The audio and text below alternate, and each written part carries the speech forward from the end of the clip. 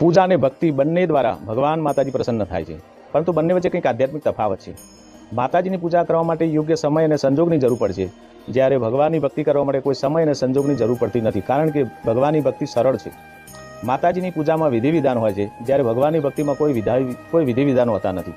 માતાજીની પૂજા કરવા માટે સાધન, સંપત્તિ, સંજોગ, સાધન અને સાથે સાથે આધ્યાત્મિક સ્ત્રીની પણ જરૂર પડે છે, જ્યારે ભગવાનની ભક્તિ કરવા માટે કોઈ સાધન કે સંપત્તિની જરૂર પડતી નથી.